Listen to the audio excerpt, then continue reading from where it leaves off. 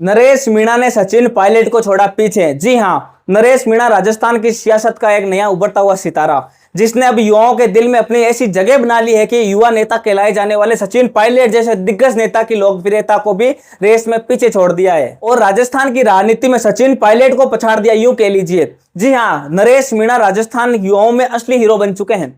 कभी झालावाड़ के धरना स्थल पर पीड़ितों के लिए आवाज बुलंद करते हुए, तो कभी जन क्रांति यात्रा में युवाओं के साथ कदम से कदम मिलाकर चलते हुए नरेश मीणा ने दिखा दिया कि असली नेता वही है जो जमीन पर उतरकर जनता की लड़ाई लड़ रहे हैं और जमीनी स्तर पर युवाओं से जुड़ रहे हैं, उनकी समस्याएं सुन रहे हैं, उन्हें समझ रहे हैं, जिसके चलते राजस्थान का युवा नेता नरेश मीणा को माना जा रहा है।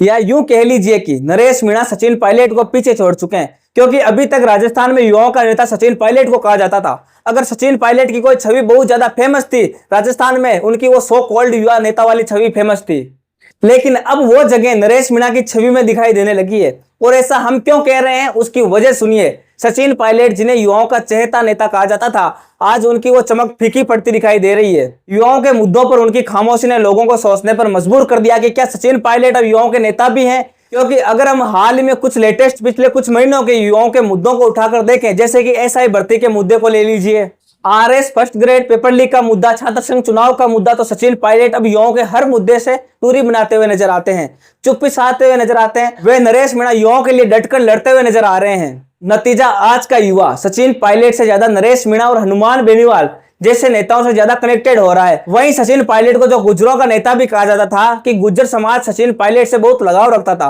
तो अब नरेश मीणा की छवि में दिखाई देने लगे हैं। गुर्जर नेताओं की जो सूची है उसमें एक अतुल प्रधान जो नाम है वो ज्यादा इन दिनों ऊंचा और बहुचर्चित होने लगा है। तो हम कहीं ना कहीं देखें तो सचिन पायलट की लोकप्रियता शायद उनके समर्थकों में ज्यादा हो, लेकिन राजस्थान में पहले उनकी जो छवि थी युवा नेता के तौर पर, गुर्जरों के नेताओं के तौर पर, वो छवि अब कहीं ना कहीं धूमिल होती जा रही है।